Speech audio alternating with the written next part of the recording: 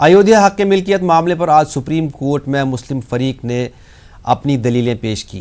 तमाम तर तफसीलात के बारे में हमारे नुमाइंदे खुर्रम शहजाद की ज़फ़रयाब जिलानी से बातचीत की।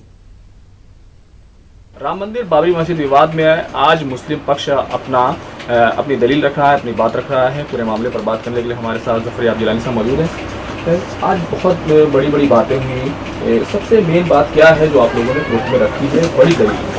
देखिए, हम आज तो अभी दूसरे साइड से जो आर्गूमेंट हुआ है उसको उसके नोट्स के तौर पर नमन साहब ने कुछ बातें कही हैं।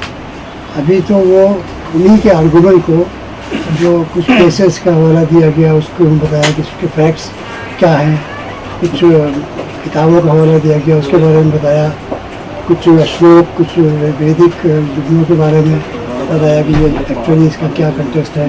तो अभी तो इनके जो आर्गूमेंट हुए हैं निर्भय खाड़ा की तरफ से या भगवान श्री राम अल्लाह की तरफ से या हिंदू महासभा की तरफ से और या गोपाल सिंह मिश्र की तरफ से, उनका एक मुख्तसर सा दौर अभी चल रहा है। अभी तक कोई अपना केस जो है वो कोटा नहीं किया गया, तो उसके बाद में आगे पहले अभी तो उनके केस के जवाब ही चलेगा।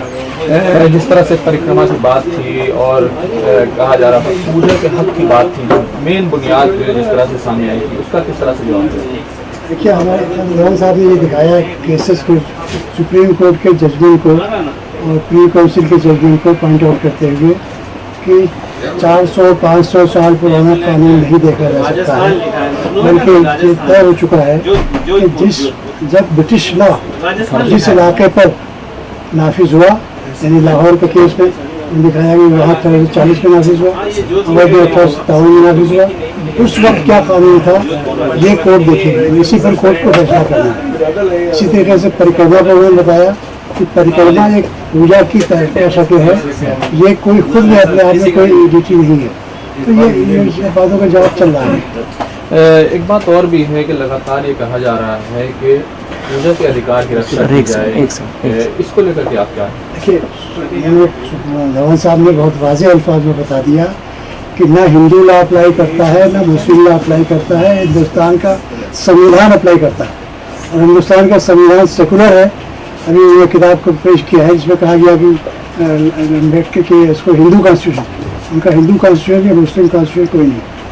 कोर्ट ने भी कहा इस बारे में कि नहीं, सेकुलर लॉ है जो हिंदुस्तान का संविधान है, उसके लिहाज से फैसला होना है, ना हिंदू लॉ के लिहाज से होना है ना मुस्लिम लॉ के लिहाज से होना है। एक आखिरी सवाल, जो तारीख की बातें की जा रही हैं उसमें क्या उनको नहीं माना जाना चाहिए? जिस तरह से परिक्रमा की बात है या दूसरी जो बातें हैं तारीख के हवाले से जिस तरह की बात की गई? नहीं, तारीख की जो किताबें हैं उनमें जो फैक्ट्स हैं उनको उसी लाइट में देखा जाएगा, लेकिन उस पर कोई ऐसी चीज़, ऐसा सबूत इतना ज़्यादा दारोमदार नहीं किया जा सकता कि सिर्फ एक किताब पर ही दारोमदार कर लिया जाए।